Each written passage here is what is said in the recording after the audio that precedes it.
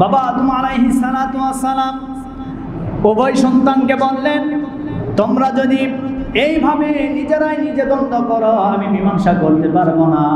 আল্লাহর পক্ষ থেকে নির্দেশনা এসেছে, আল্লাহর পক্ষ থেকে ওহী এসেছে, তোমাদের উভয়কে কুরবানি করতে হবে আল্লাহর রাস্তায়। হাবিল সে সময় পশুপালন করত, তার যে উৎকৃষ্ট যেই পশু ছিল সেই পশুটা সেই কুরবানি দিয়ে ফেলেছে। আর অপরদিকে কাবিল সে শস্য আবাদ করত, ফসল আবাদ করত, ফসল উৎপন্ন করত।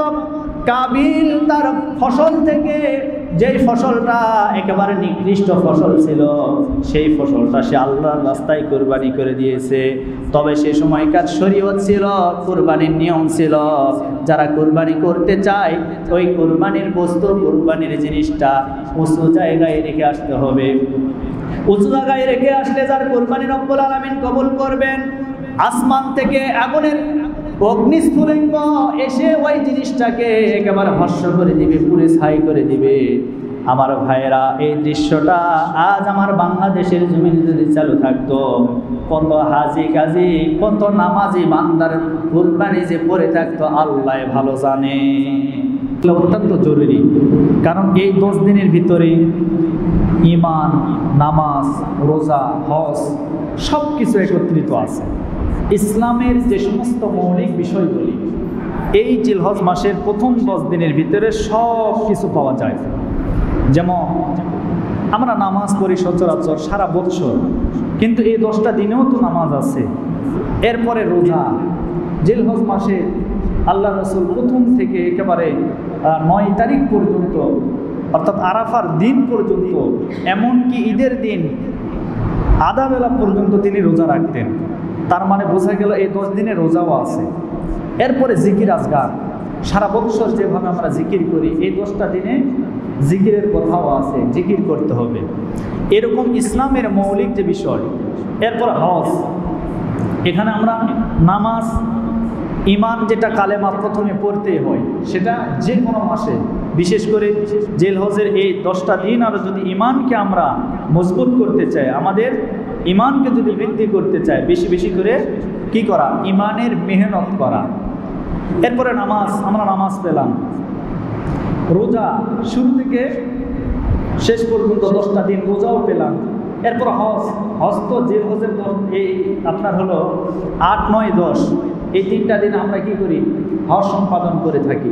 তার মানে হজও আছে, নামাজ আছে, ঈমান আছে, এরপরে রোজা আছে। বোঝা গেল জিলহজ মাসের প্রথম থেকে একেবারে 10 তারিখ পর্যন্ত আল্লাহ পাকের কাছে সবচাইতে গুরুত্বপূর্ণ দিন এবং ফজিলতপূর্ণ আমলের দিন হচ্ছে এই 10টা দিন। এমনকি এই 10 দিনের ভিতরে কুরবানি আছে। আমরা চাইলেই কিন্তু অন্যান্য মাসে কুরবানি দিতে পারবো না। কুরবানি দেওয়ার নির্দিষ্ট দিন আছে, 10, 11। এই জিলহজ মাসের এই 10 তারিখটা আমাদের কুরবানি শুরু হয়, কুরবানিটা আমাদের শুরু হয়ে যায়। তাহলে বোঝা গেল যে এখানে নামাজ, রোজা, কুরবানি সব কিছু আমরা 10 দিনের ভিতরে পাচ্ছি। সম্মানিত প্রিয় উপস্থিতি, এই জন্য আমরা জিলহজ মাসের প্রথম থেকে 10টা দিন যেন আমলের ভিতরে কাটাতে পারি, এরকম 10টা আমল আজকে আমরা শুনব এবং আমল করার চেষ্টা করব। বলেন ইনশাআল্লাহ। এর ভিতরে আমরা যে 10টা আমল আজকে শুনবো আর আমল করব, 1 নম্বর আমল, এই আমলটা হচ্ছে জিলহজ মাসের প্রথম 10 দিনের আমল। জিলহজ মাসের প্রথম 10 দিনে কোন কোন আমল করতে হবে? এর ভিতরে 1 নম্বর আমল হচ্ছে নখ এবং চুলগুলি চাঁদ ওঠার সাথে সাথে এগুলি আর কর্তন করা যাবে না, কাটা যাবে না। যদি চুল এবং নখ কাটতেই হয় তাহলে চাঁদ ওঠার আগে, জিলহজ মাসের চাঁদ ওঠার আগে আমরা এগুলি কেটে নেব। এগুলি আমরা কাটবো কোন সময়? কুরবানি দেওয়ার পরে। কুরবানি দেওয়ার পরে যেমন হাজী সাহেবরা চুল নখ এগুলি যে কাটে, তার মানে তাদের সাথে যদি আমরা এই কাজটি করতে পারি তাহলে আল্লাহর নবী বলেন একটা কবুল হজের সওয়াব আল্লাহ দান করে দিবেন। এজন্য 1 নম্বর আমল, চুল এবং নখগুলি চাঁদ ওঠার পরে আর কাটা যাবে না, বরং কুরবানি দিয়ে কাটতে হবে। এটা হলো 1 নম্বর আমল। 2 নম্বর আমল হচ্ছে জিলহজ মাসের প্রথম 9 দিন রোজা রাখা, প্রথম থেকে একেবারে 9 দিন পর্যন্ত রোজা রাখা, আর কুরবানির দিনে আধা বেলা রোজা রাখা। এটা আল্লাহ রাসূলের একটা সুন্নাত ছিল। তো আমরাও যদি পারিতপক্ষে যদি পারি আমরা এই দিনগুলিতে রোজা রাখবো। এটা হলো 2 নম্বর আমল।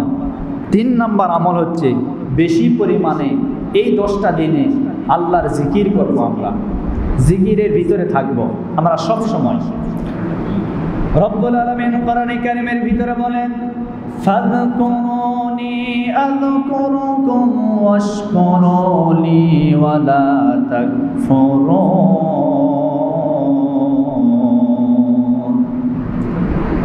রব্বুল আলামিন বলেন, কেউ যদি আমাকে স্মরণ করে, কেউ যদি আমার জিকির করে, কেউ যদি আমাকে স্মরণ করে, আমি রব্বুল আলামিনও তাকে স্মরণ করব, তার নামে আমি আল্লাহ জিকির করব।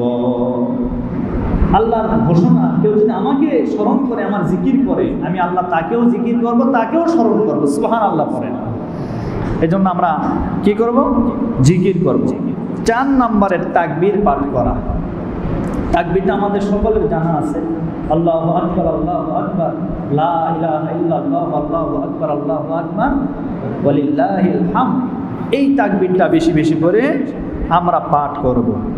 5 নম্বরে যথাসম্ভব যদি পারি এই 10টা দিনের ভিতরে আমরা দান সাদকা একটু বেশি বেশি করে করার চেষ্টা করব। যাদের সামর্থ্য আছে, টাকা পয়সা আছে, দান করার যাদের সামর্থ্য আছে তারা দান করবেন। মাদ্রাসা, বিভিন্ন ইতিমখানা, বিভিন্ন অসহায় দরিদ্র গরিব মানুষকে আমরা এই জিলহজ মাসের প্রথম 10 দিনে দান করব ইনশাল্লাহ। কারণ দান করলে কিন্তু সম্পদ কমে না, দান করলে সম্পদটা আরও বৃদ্ধি পায়। যদিও আমরা চামড়া চোখে দুনিয়াতে দেখতে পাই না, কিন্তু আল্লাহর আদালতে যেদিন আমরা মাহশারের দিন, কিয়ামতের দিন আমরা যেদিন উপস্থিত হয়ে যাব, আমাদের দান সাদকা আমল সব কিছু আমাদের চোখের সামনে ভেসে উঠবে, আমাদের চোখের সামনে একেবারে চোখ উষ্মান হয়ে যাবে। এজন্য আমরা যতদিন বাঁচব আমরা আমল করব, দান সাদকা করব। বিশেষ করে এই 10টা দিনের ভিতরে আমরা বেশি করে দান করব। এবার আসেন 6 নম্বরে, বেশি বেশি করে দোয়া করা, আল্লাহর কাছে দোয়া করা। এই পৃথিবীতে আমরা এমন কোনো মানুষ নাই যে মানুষটা আমরা নিঃসন্দেহে বলতে পারবো আমরা পাপ মুক্ত, এরকম কেউ বলতে পারবো? কেউ গ্যারান্টি দিতে পারবে? কারো গ্যারান্টি নাই। এই পাপকে মুক্ত করার জন্য আল্লাহর কাছে বেশি বেশি করে দোয়া করা। এই জিলহজ মাসের 10টা দিন আমরা আরো বেশি করে দোয়া করবো ইনশাল্লাহ। 7 নম্বরে এই জিলহজ মাসের 10 দিনে বেশি বেশি করে নফল ইবাদত করা। আমরা তো অন্যান্য মাসে করি, কিন্তু 10টা দিনে আমরা বেশি করে নফল ইবাদত করব ইনশাআল্লাহ। এরপরে আসেন 8 নম্বরে আন্তরিকভাবে, আন্তরিকতার সাথে, মহব্বত নিয়ে আমরা তওবা করব। কি করব বলেন তো ভাই? তওবা করব। তওবা করলে লাভ কি জানেন? আল্লাহর কাছে এই তওবার চাইতে অন্য কোনো আমল এত গ্রহণযোগ্য নয় যতটা গ্রহণযোগ্য তওবা। আর তওবাটা মানুষ এজন্যই করে সকল পাপ থেকে ফিরে আসার জন্য, নিজেকে পরিবর্তন করার জন্য তওবা করে। আর ওই সময়টাতে আল্লাহ সবচেয়ে বেশি খুশি হয়ে যান, আল্লাহ সবচাইতে বেশি আনন্দিত হয়ে যান ওই বান্দার উপরে যে বান্দা তওবা করে। মানুষের জাত স্বভাব পাপ করা, আর আল্লাহর স্বভাব হলো বান্দাকে মাফ করে দেওয়া। আল্লাহ বলেন, আমার নাম হচ্ছে রহমান রহিম, গফুরুর রহিম। তিনি হচ্ছেন দয়ালু, তার দয়ার কোনো শেষ নাই। আপনি পাপ করেছেন, আপনি তওবা করবেন, আল্লাহর কাছে আল্লাহকে বলুন, আল্লাহ আপনার তওবাকে কবুল করে নেবেন, আপনাকে মাফ করে দিবেন। আল্লাহর দয়ার কোনো শেষ নাই, মায়ার কোনো শেষ নাই। আজ মানুষকে দয়া দেখায়, ভালোবাসা দেখায়, এটা আমাদের ব্যক্তি স্বার্থে, কোনো না কোনো একটা স্বার্থে। কিন্তু আল্লাহ মানুষকে যে দয়া দেখায়, যে মহব্বত করে ভালোবাসা দেখায়, এই ভালোবাসার ভিতরে কোনো স্বার্থ নাই। আল্লাহ নিঃস্বার্থ ভালোবাসা, মহব্বত বান্দাদেরকে দান করেন। সুবহানাল্লাহ। তাহলে আমরা বেশি বেশি করে কি করব? তাওবা করব। তাওবা, এই তাওবাটা আমাদের ভিতরে থাকতে হবে। 9 নম্বরে সামর্থ্য থাকলে হজ এবং উমরা করা। হ্যাঁ, আমি আগেই বলেছি যে হজের মাসই হচ্ছে এই জিলকদ, জিলহজ মাসেই তো হজ সম্পাদিত হয়। এজন্য যাদের সামর্থ্য আছে তারা হজ করবেন, উমরা করবেন, যাবেন বাইতুল্লাহ জিয়ারত করবেন। যে ঘরে নামাজ পড়লে 1 রাকাত নামাজ পড়লে 1 লক্ষ রাকাত নামাজের সওয়াব পাওয়া যায়। এরপরে যেখানে আল্লাহ রাসূলের রওজার পাশে একটা জায়গা আছে রিয়াজুল জান্নাত, এখানে 2 রাকাত নামাজ পড়তে হয়। এই জায়গাটুকু আল্লাহর নবী মার্ক করে দিয়েছেন, এটা হচ্ছে জান্নাতের একটা টুকরা। সুবহানাল্লাহ। রিয়াজুল জান্নাত মানে কি? জান্নাতের একটা টুকরা। এটা আপনি এখানে প্রবেশ করা মানে আপনি জান্নাতেই প্রবেশ করবেন। রাসূলের রওজার পাশে আপনি দাঁড়িয়ে আল্লাহ রাসূলকে সালাম দিচ্ছেন। আমরা তো কোনোদিন নবীকে দেখি নাই, কিন্তু যারা রাসূলের রওজার পাশে দাঁড়িয়ে সালাম দেয়, রাসূলকে মহব্বত জানায়, ভালোবাসা জানায়, নবীজি বলেন সেই সালামটা আল্লাহর রাসূল সরাসরি জবাব দেন। সরাসরি, শুধুমাত্র লোকজন পূরণ করা। হয়তো আমরা ভাবতেছি তিনি তো আমাদের সামনে নেই, কিন্তু মনে মনে এটাই ইরাদা করতে হবে যে আমি রাসূলকে দেখে দেখে আমি সালাম দিচ্ছি। এটাই হচ্ছে আল্লাহ রাসূলের রওজার মর্তবা, ফজিলত। আমরা নিয়ত করতে পারি তো ইনশাআল্লাহ? আল্লাহ আমাদেরকে কবুল করুন, বলে আল্লাহুম্মা আমিন। 10 নম্বরে জিলহজ মাসের 10 নম্বর যে আমল, সেটি হচ্ছে সামর্থ্য থাকলে কুরবানি করা। আমাদের সামনে কুরবানি চলে আসছে। আজকে কুরবানি নিয়ে কিছু আলোচনা, বাকি সময়টুকু কুরবানি নিয়ে কিছু আলোচনা করবো ইনশাআল্লাহ। সামর্থ্য থাকলে কুরবানি করা। এখন সামর্থ্য না থাকলে কুরবানি করার দরকার নাই। সামর্থ্যবান হলেই তার উপরে কুরবানি ওয়াজিব, সামর্থ্য না থাকলে তার উপর কুরবানি ওয়াজিব না। কুরবানি করতে হবে। কুরবানি এটা গুরুত্বপূর্ণ আমল। এবার আসেন, কুরবানি এই জিলহজ মাসের 10 তারিখে সারা পৃথিবীতে কুরবানি হয়। সারা পৃথিবীতে মুসলমানেরা, মুসলিমরা কুরবানি দিয়ে থাকেন। মূলত এই কুরবানিটা আসলো কোথার থেকে? এটা কি শুধু উম্মতে মুহাম্মাদের জন্য, না প্রত্যেক নবী রাসূলের উপরে ছিল? এটা শুধু উম্মতে মুহাম্মাদের জন্য নয়, বরং প্রত্যেক নবী এবং রাসূলের উপরে কুরবানি ছিল, কিন্তু সিস্টেমটা আলাদা ছিল। এক এক নবীর উপরে এক এক সিস্টেম ছিল। যেমন ইব্রাহিম নবীর উপরে সিস্টেম ছিল নিজের কলিজার টুকরাকেই কুরবানি করতে হবে, কিন্তু নিজের কলিজার টুকরা সন্তানকে তো কুরবানি করে নাই। কিন্তু সেই সময় বিধান ছিল করতেই হবে। বিধানটা কার? আল্লাহ। এইটাকে আল্লাহ রাব্বুল আলামিন আবার পরিবর্তিত করে দিয়েছেন। দেওয়ার পরে পশুকে কুরবানি করে দিলেন। সেই পশুর কুরবানি এখন প্রচলিত আছে, এখন চলছে, কিয়ামত পর্যন্ত এটাই চলবে। সেটা যদি থাকতো, ইব্রাহিম আলাইহিস সালামের ওই সুন্নাত যদি জারি থাকতো, তাহলে এই পৃথিবীতে মানব সন্তান আর জন্ম নিত না, জন্ম নিলেও বৃদ্ধি পেত না। এইভাবে একটার পরে একটা, বছরের পর বছর এইভাবে শুধু কুরবানি হয়ে যেত, কিন্তু আমরা কেউ আসতাম না। তাহলে মূলত কুরবানি আসলো কোথার থেকে? এবার আসেন, আমাদের আদি পিতা নাম কি বলেন? জোরে বলেন। আদম আলাইহিস সালাতু ওয়াস সালাম। এখানে দুটি বিষয় আপনাদেরকে আমি শিক্ষা দেব আজকে। তাহলে প্রথম, আপনাদেরকে জিলহজ মাসের 10টা দিনে কি কি আমল করবেন এটা তো বললাম। আলহামদুলিল্লাহ, আপনারা তো সকলে বুঝতে পেরেছেন। এই 10টা দিনে এই আমলগুলি আপনারা করবেন ইনশাআল্লাহ। এবার আসেন কুরবানি। এই আদম আলাইহিস সালাতু ওয়াস সালামের 2 সন্তান কুরবানি করেছে। সেখান থেকে আমাদের 2টা শিক্ষা আমি আজকে আপনাদেরকে দিব। 1 নম্বর শিক্ষা কুরবানি, সে সময়কার কুরবানি আর বর্তমানের কুরবানি। আর 2 নম্বর শিক্ষা হলো, এই পৃথিবীতে আমরা যে মানুষ মারা যাওয়ার পরে মানুষকে কবরস্থ করা হয়, এই কবরটা আসলো কোথার থেকে? সর্বপ্রথম কে কবর কাকে করলো? সর্বপ্রথম এই পৃথিবীতে কোন মানুষটা এ মারা গেল, কাকে হত্যা করা হলো, কিভাবে, পূর্ণ একটা ঘটনা। এটা শুধু আমার মুখের কথা না, আল্লাহ রাব্বুল আলামিন সূরা মাইদার 27 নম্বর আয়াত থেকে সুন্দর করে বর্ণনা করে দিয়েছেন। জোরে বলেন কত নম্বর আয়াত? 27 নম্বর আয়াত। এবার আসেন মূল যে ঘটনা সেটার দিকে আমরা চলে যাই। আমাদের আদি পিতা হযরত আদম আলাইহিস সালাতু ওয়াস সালাম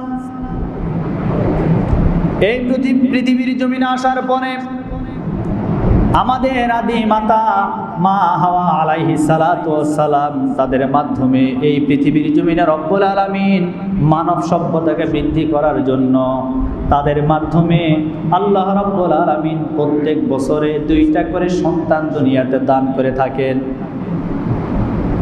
একটা ছেলে আর একটা মেয়ে দুনিয়াতে দান করে থাকেন।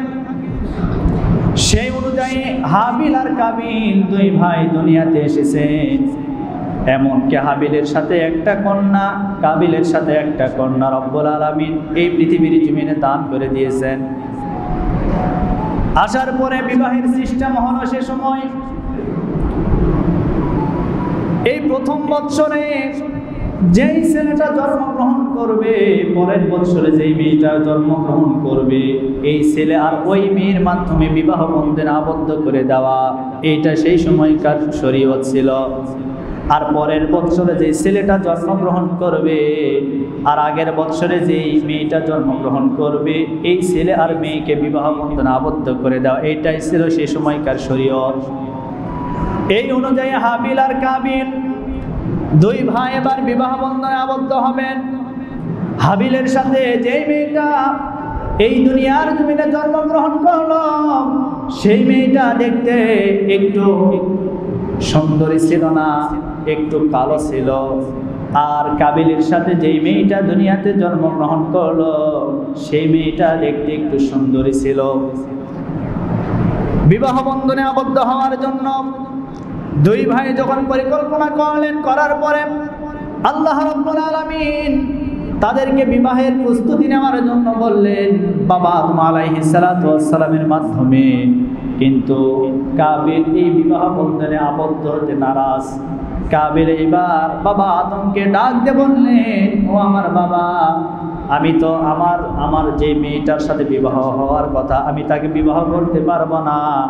তার কারণ আমার সাথে যে মেয়েটা দুনিয়াতে এসেছে, আমি তাকেই বিবাহ করতে চাই। বাবা আদম ডাক দিয়ে বললেন, দেখো, এইটা তো তোমার পরে না ভাগে, এটা তো আল্লাহর নির্দেশনা নয়, এটা কোনো শরীয়ত হতে পারে না। অতএব যেটা আল্লাহ তোমার উপরে নির্ধারণ করে দিয়েছেন তাকেই বিবাহ করতে হবে। এইবার কাবিল মানতে নারাজ। এই মানতে যখন নারাজ হয়ে গেলেন, তখন রব্বুল আলামিন আসমান থেকে ওহী নাজিল করলেন।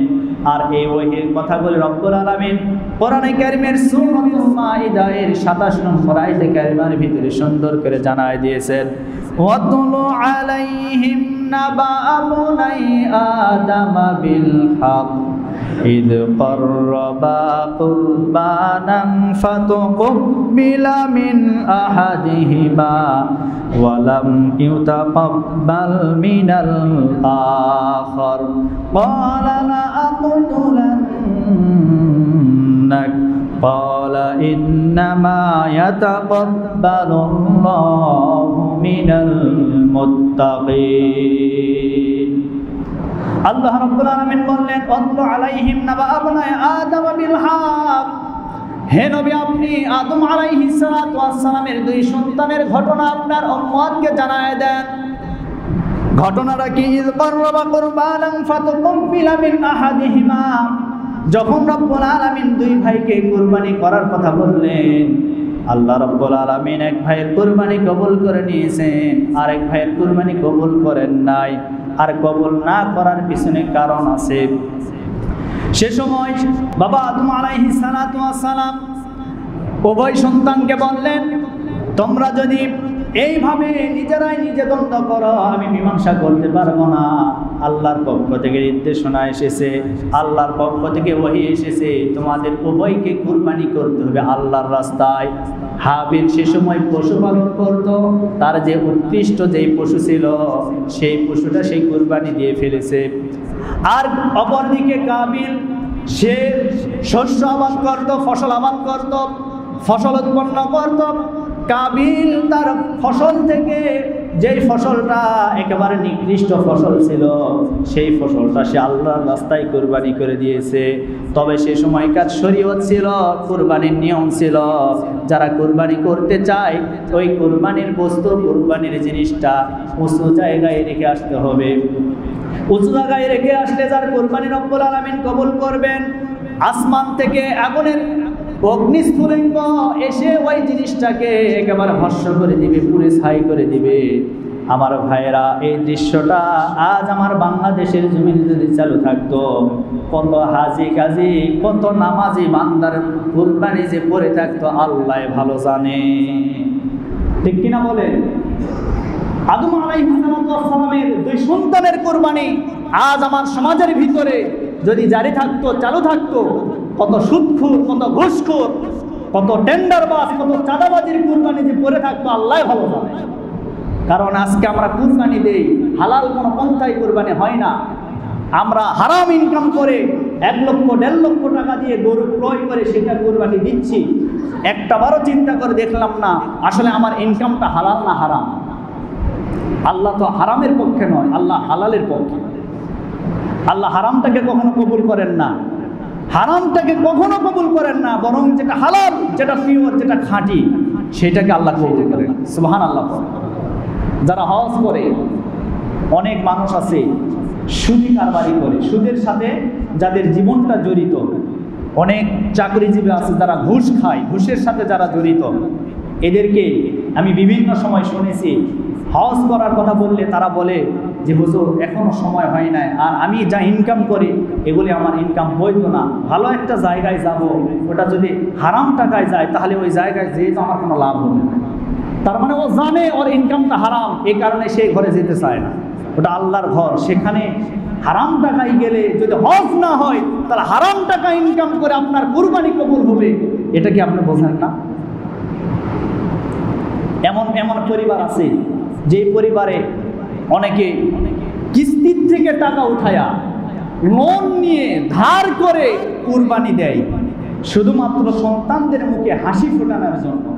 আপনাকে এই শরীয়ত কে বলে দিয়েছে আপনার টাকা নেই, আপনার সম্পদ নেই, আপনাকে কুরবানি দিতে হবে না? বলেন কি নিজের পা দ্বারা মাটিটা সরাই নিলেন, মরুভূমিতে বালিটা সরাই নিলেন, নেওয়ার পরে কবরের মতো জায়গা করলেন, সামান্য একটা গর্ত করলেন, গর্ত করার পরে ওই মৃত কাককে, জীবিত কাক ওই কবরের ভিতরে রেখে দিলেন।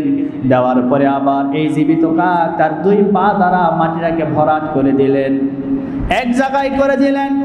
এই দৃশ্যটা দেখার পরে এবার কাবিল চিন্তা করলেন, আহারে একটা কাকের ভিতরে যেই জ্ঞান আছে, যেই বুদ্ধি আছে, মানুষ মারা গেলে কবরস্থ করতে হয়, মানুষ মারা গেলে কবরের ভিতরে রাখতে হয়, ওই জ্ঞানটুকু আমার ভিতরে নাই।